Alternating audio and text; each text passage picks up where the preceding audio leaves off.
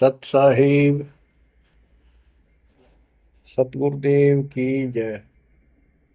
बंदी छोड़ कबीर साहिब जी की जय। बंदी छोड़ गरीबदास जी महाराज जी की जय। स्वामी राम देवानंद जी गुरु महाराज जी की जय हो।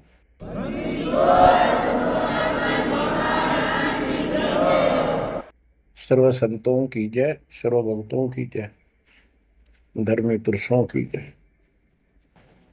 श्री काशी धाम की जय, श्री सुडानी धाम की जय, श्री क्रोथा धाम की जय, श्री बरवाड़ा धाम की जय। सत साहिब गरीब नमो नमो सत पुरुष को नमस्कार गुरु के नहीं। सुर नर मुनिजन साधुआ संतों सर्वस नहीं। सतगुरु साहेब संत सब दंडोतम प्रणाम। आगे पीछे मद हुए तिनको जा कुर्बान। नराकार निर्विषम काल जाल भय बंधन। निर्लेपम निज निर्गुणम अकल अनुपेशंदनम। सोहम सुरति समापतम सकल समाना निर्तल। उज्ज्वल हिरंबर हरदम अम्बे पर्व अथाह वार पार नहीं मध्य तुम। ग्रीव दोष सुमरत सिद्ध होई गणनायक गलताना। करो अनुग्रह सोई पारस पद परवाना। आदि गणेश मनाओ गणनायक देवन देवा। चरण कमल लाओ आदि अंत करूं सेवा। परम शक्ति संगीत अमृत सिद्धिदाता सोई। अविगत गुण अतीतम सत पुरुष निर्मोही। जगदम्बा जगदीशन मंगल रूप मुरारी। तन मन अर्पों शीसम भक्ति मुक्ति भंडारी। सुर नर मुनि जन ध्यामय ब्रह्मा विष्णु महेशा। शेष सहस मुख गावै पूज्य आदि गणेशा। इंद्र कुबेर सरीखा वरुण धर्म राय जावै। समर्थ जीवन जी का मन इच्छा पल पावै। 33 कोटि अदारा जावै सहस 88। उतरै बहुजल पारा कट है यम की फांसी। कबीर सतगुरु के उपदेश का सुनिया एक विचार। जय सतगुरु मिलते नहीं जाते नरक द्वार। नरक द्वार में दूत सब करते खेचा तान। उनसे कभू नहीं छूटता फिरता चारों खाने। कबीर चार खानी में भरमता कबहू न लगता पार। सो फेरा सब मिट गया मेरे सतगुरु के उपकार। जय जय सतगुरु मेरे की। जय जय सतगुरु मेरे की। सदा साहिबी सुख से बसियो। अमरपुरी के डेरे की। जय जय सतगुरु मेरे की। जय जय सतगुरु मेरे की। सदा साहिबी सुख से बसियो। अमरपुरी के डेरे।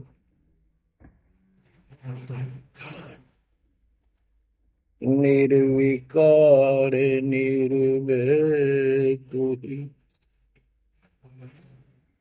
और सकल वैमा।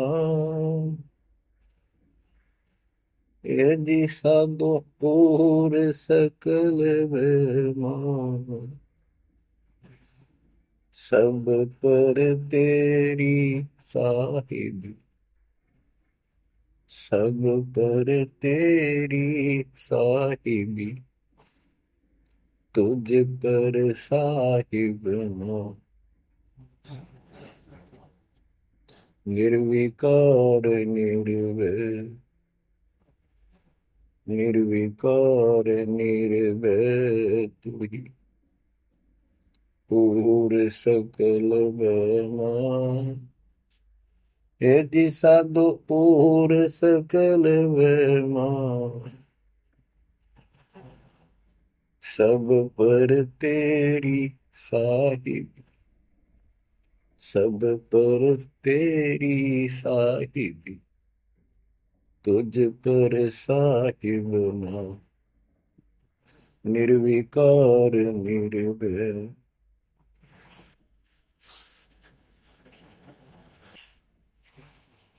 परम पिता परमात्मा कबीर जी की प्यारी आत्माओं, परमेश्वर की असीम रजा से, अपने पिता की असीम कृपा से आज इस घोर कलयुग के अंदर अपने को धर्म कर्म करने का प्रॉपर ज्ञान हुआ, विशेष ज्ञान विधिवत, और सच्चा ज्ञान, सच्चा भगवान, सच्ची भक्ति, और आपको पूर्ण सतगुरु प्राप्त हुआ। जो इस गंदे लोक में आकर हम परमात्मा को फिर भूल गए, भुला दिया हमारे को, भूले नहीं। ये त्रिगुण में माया, रविगुण धर्मा से निकल रहा है गुण, सतगुण विष्णु जी से, तमगुण शंकर जी से हमारे ऊपर इतना जबरदस्त प्रभाव रखता है कि हम सब भूल जाते हैं और इनसे प्रेरित होकर के सारे उल्टे काम करें। ब्रह्मा जी के गुण से या ठाठ बाट की इच्छा होती है, राजपाट की इच्छा होती है, और संतानोत्पत्ति बाई फोर्स कराई जाती है, जीव के वश का नहीं होता। और फिर ममता मोह एक ऐसा रोग लगा रखा है, ये सबता लग जाता है। किसी से 10 दिन ठीक से बात कर ले, उससे मोह हो जा, और अपने परिवार में जन्म लेने वाले बच्चों को से तो होना ही होना, वहां तो 8% सीने से लगाते हैं उनको। तो होता क्या है, ये काल का आहार तैयार करवाया जाता है। गीता अध्याय 7 श्लोक 12 में कहा है कि अर्जुन, रजगुण तमगुण सतगुण, रजगुण ब्रह्मा, सतगुण विष्णु, तमगुण शिव जी, इन तीनों गुणों के द्वारा जो कुछ भी हो रहा है उसका निमित्त मैं हूं, मैं इनमें नहीं हूं, यानी मैं इनसे अलग हूं, ऊपर हूं।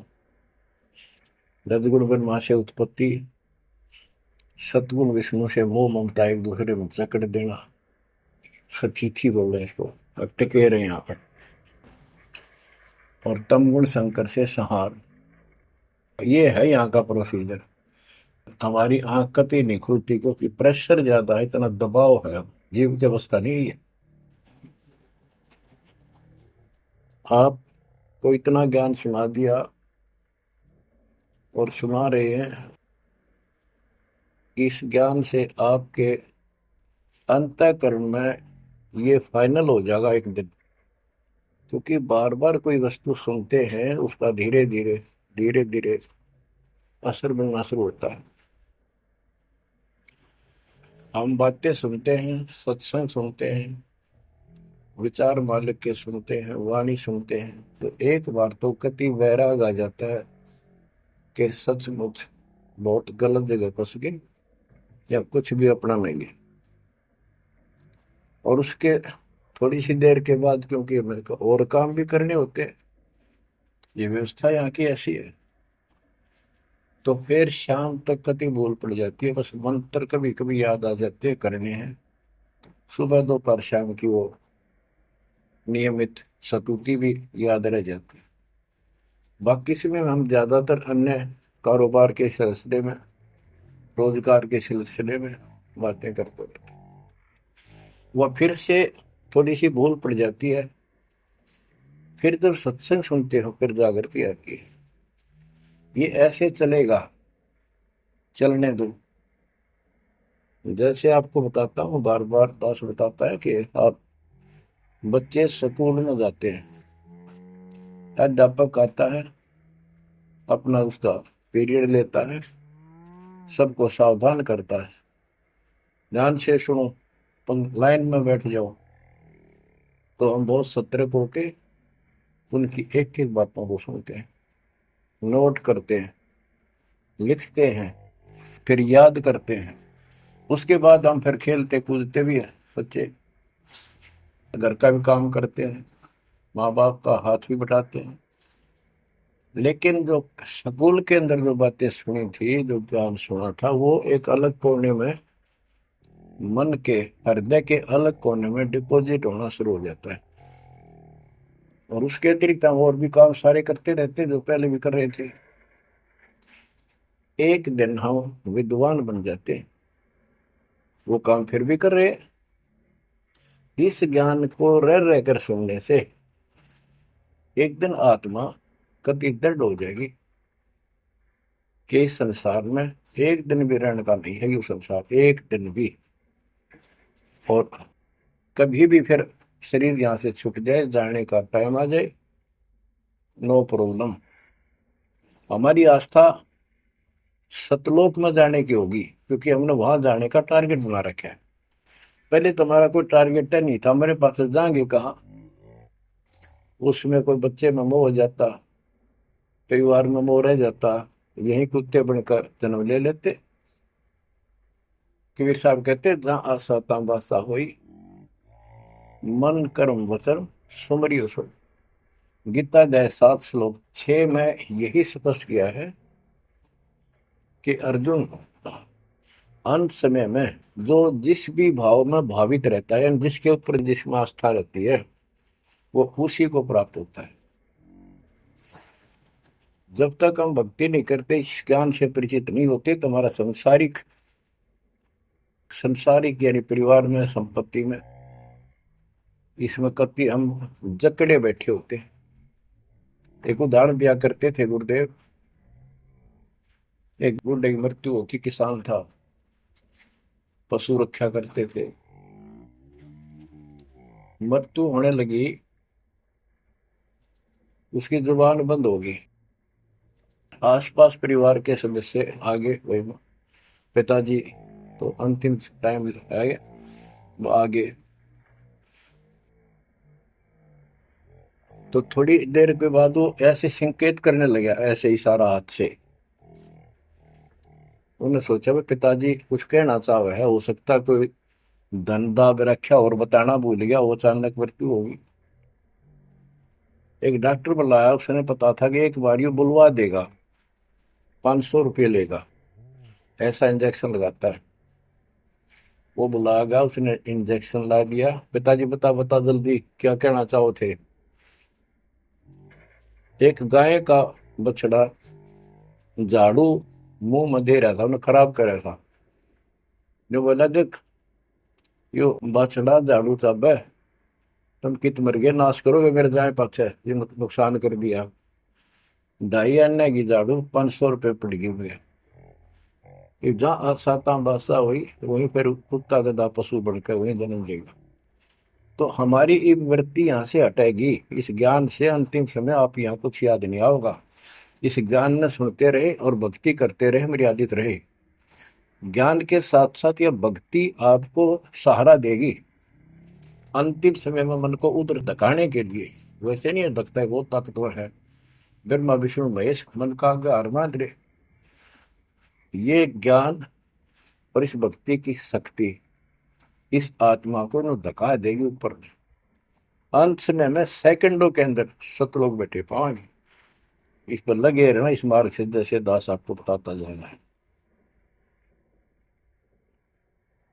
अमर करूं सतलोक पठाऊं, ताकत बंदी छोड़ कर। कबीर साहब कहते हैं, मैं अमर करूं सतलोक पठाऊं भेज दूं, इसलिए बंदी छोड़ कर लाता। अब यहाँ ये क्यों हो रहा है, क्या हो रहा है, आपको सब पता है। पहले तो नहीं था, पर अब पता लग गया आपको, बिल्कुल सही पता लग गया। माता पिता के सामने बच्चे एक या दो तुरंत मर जाते हैं, चक्कर मारते रह जाते हैं, हाथ कुछ नहीं आना, और कई महीने वर्षों तक उनकी याद सताती रहती है। हम इतने विवश हैं, हम इतने बंद में हैं, हम कुछ नहीं कर सकते, लाचार हैं। एक राष्ट्रपति किसी देश का, या प्रधानमंत्री, या अन्य कोई शख्स मानता अपने आप को, उसका इकलौता बेटा मर गया, प्रधानमंत्री, टक्कर मारा वो टक्कर। और उससे पहले जब आकाश में वो हुई थी उसकी तुती, साथ में आकाश में रहा था, उसका दिमाग धरती पे पटक दिया। एक बताते हैं, महाभारत में प्रकरण आता है, द्रोणाचार्य, ये गुरु था कौरव पांडव का, और शिक्षा दिया करता, मोह मत करो, मोह सबसे बड़ा खतरनाक है। द्रोणाचार्य का जब लड़का अश्वत्थामा मरा, मरा नहीं था उस समय तक, ये कह दिया गया कि अश्वत्थामा मर गया। वो झूठ बुलवाई गई थी श्री कृष्ण में प्रवेश काल द्वारा, कि एक अश्वत्थामा नाम का हाथी था, उसको मार दिया गया। और युधिष्ठिर का बहुत विश्वास करते थे सब, कि ये सत्यवादी है, कभी झूठ नहीं बोलता। तो काल ने यह चाल चाली कि द्रोणाचार्य पांडवों की सेना को मार डालेगा। बहुत जबरदस्त तीरंदाज है, बहुत गजब का शूरवीर निशानेबाज है, इसको कंडम किया जाए। तो उसको कंडम करने का तरीका अपनाया कि इसको एक झूठी खबर फैलाई जाए कि अश्वत्थामा का बेटा मर गया युद्ध में, फिर ये पागल हो जाएगा। ऊपर तक दुनिया गीत गाती है, जब लग गए अपने, जब पता लग गए तो युधिष्ठिर से झूठ बुलवा दिया कि तूने कह दे कि अश्वत्थामा पीते, अश्वत्थामा मर गया, तेरी झूठ भी ना होगी, हाथी मर गया ना, ये हो जाएगा। तो पहले तो युधिष्ठिर माना नहीं, फिर ये कहा कि हाथी मार दिया है, तो झूठ थोड़ी है। झूठ तो थी है, यूं थोड़ा। पहले हम छोटे से थे तो यूं कहते, अरे झूठ बोली तो ना पाप लगेगा, बोला ना, उंगली पर उंगली चढ़ा के बोली थी, ये कौन पाप लगे। यानी ये अपने फार्मूले हैं, पाप तो लगेगा। तो सब ने कहा कि आपका बेटा अश्वत्थामा मर गया, द्रोणाचार्य। तो बोला नहीं, मेरा बेटा नहीं मर सकता, नहीं मर सकता, उसको मारने की हिम्मत किसी में नहीं है। कि युधिष्ठिर कह देगा तो मैं मान जाऊंगा।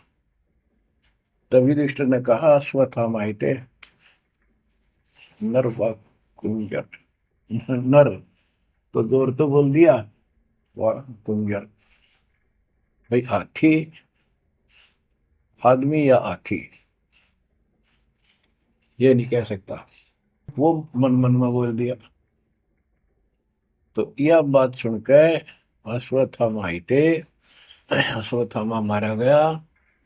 आगे कड़ा सुना था द्रोणाचार्य, नरवा कुंजर कह गया वो, इतना पागल ने ढाल हो गया, टक्कर मारा, कति कंडम हो गया, उसने हथियार भी नहीं उठा उसने। और पांडवों ने वो गढ़ जीत लिया उस साइड का जहां वो मोर्चा डटे खड़ा था। तो बच्चों, ये मोह इतना जबरदस्त है, जीव के बस का नहीं है। और बनता कुछ नहीं, बचाओ कुछ नहीं। तो इसका बचाओ अब है तो ज्ञान हो। ये ज्ञान जो दास बता रहा है, ये आपके हृदय में जच जा कति, ये कुछ भी अपना नहीं है। 100 की 100 साची है, पर मन मानने तैयार नहीं, आत्मा को दबाए रखा है। ये सब काल आहार हमसे पैदा कराया जाता, जैसे कसाई बकरे पालता है। कसाई बकरे पालता है, उनके लिए सरागाह बनाता है, सुंदर तालाब बनाता है पानी पीने के लिए, उनके लिए छाया, गर्मी, सर्दी, ओलों से बचने के लिए शेड डालता है। पहले झोंपड़ी डाला करती थी, तो उस घास फूस के और लकड़ी, अब टीनों का शेड बनाते, पंखे लगा दिए जाते।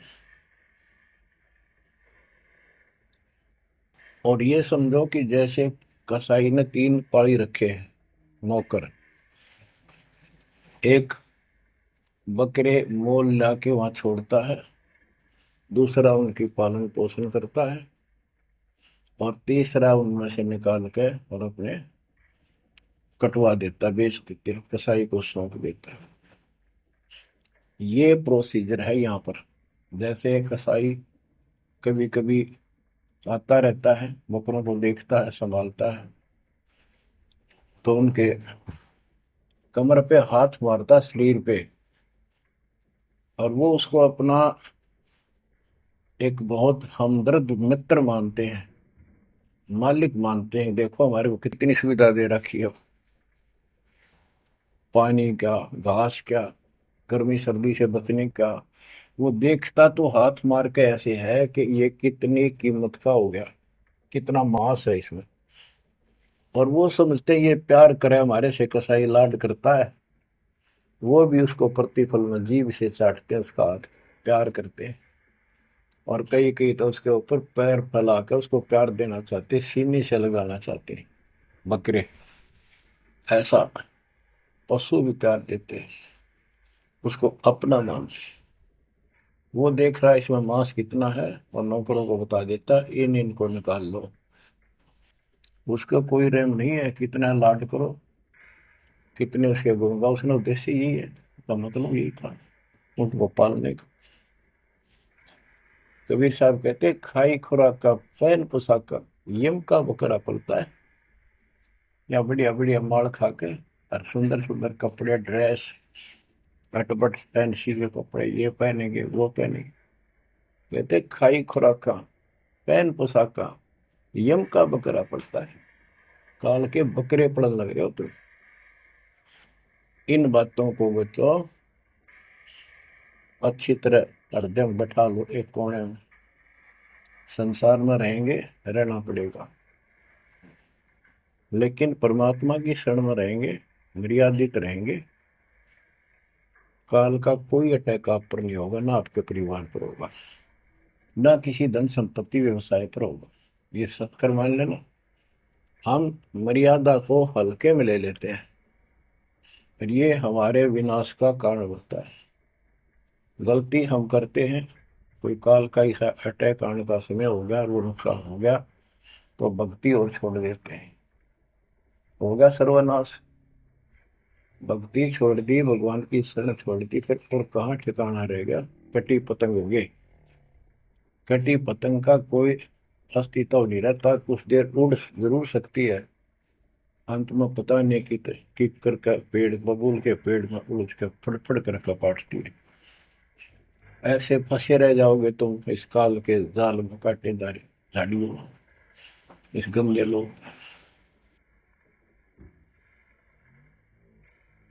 तो बच्चों इस बात का सख्त ध्यान रखो, यदि आपने यहाँ से निकलना है, मर्यादा ना टूटे।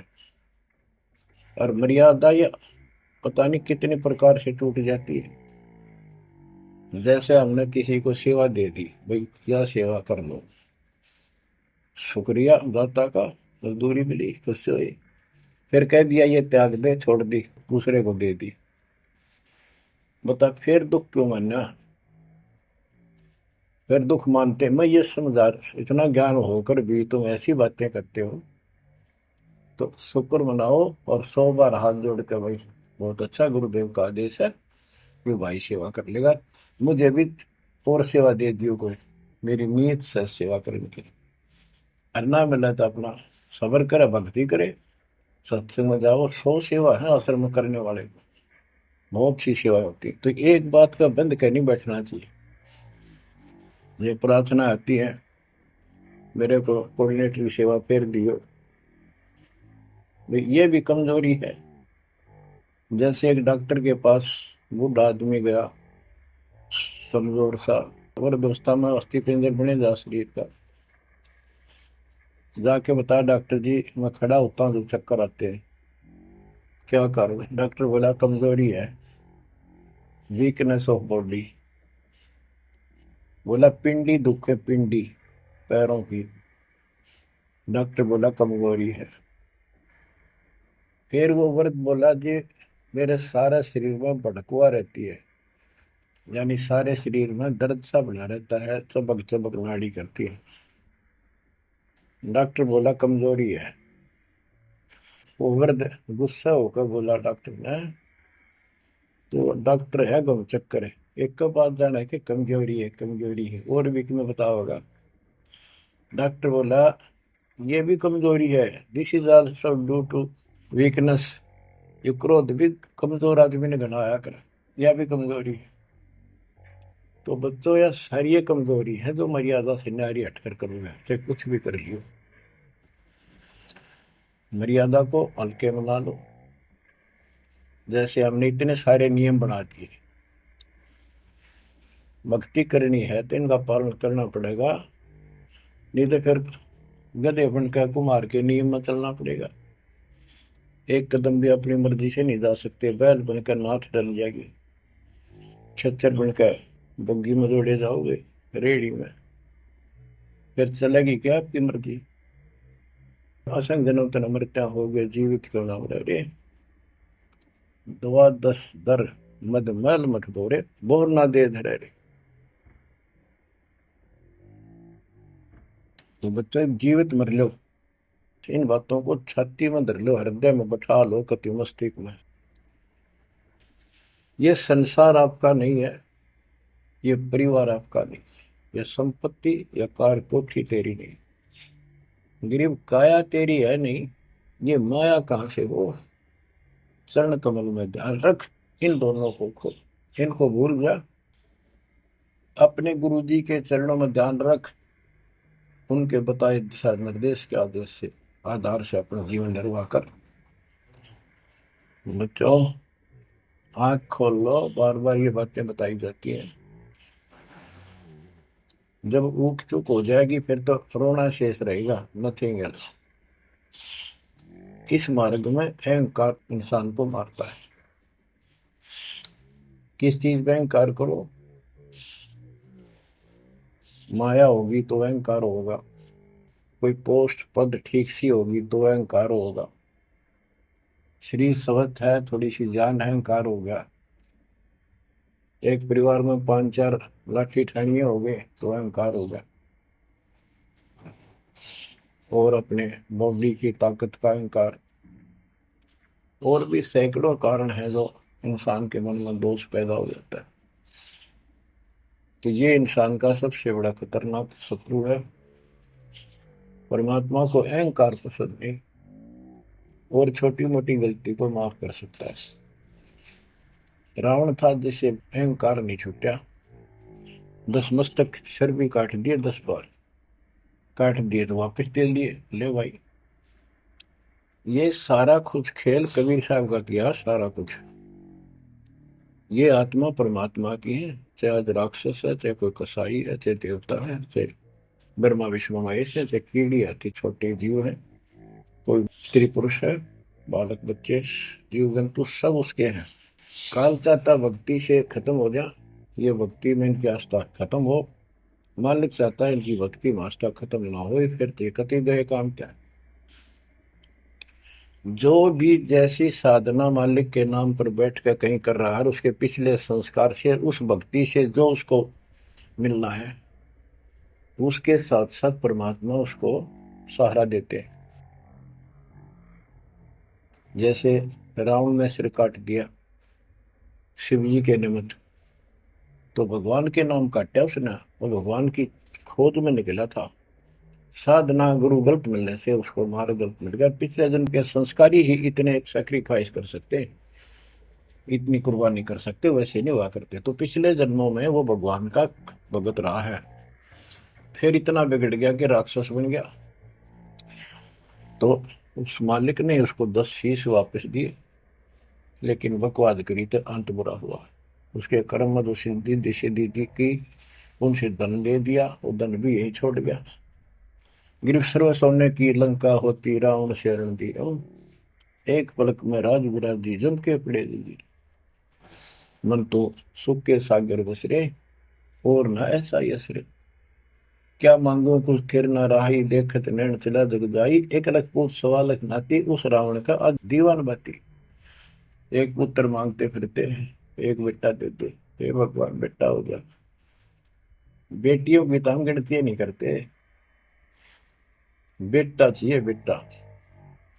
वो किस लिए वो गलतफहमी पैदा कर रखी थी कि बेटा ना हो तो गति नहीं होगी माँ बाप की, क्योंकि अंत समय में जेठा बेटा, बड़ा पुत्र, माँ बाप का अंतिम संस्कार कराए, यानी उसने फूका है, फिर उसकी अस्थि डाल करावे, फिर उसकी क्रियाक्रम करावे, तो उसकी गति हो।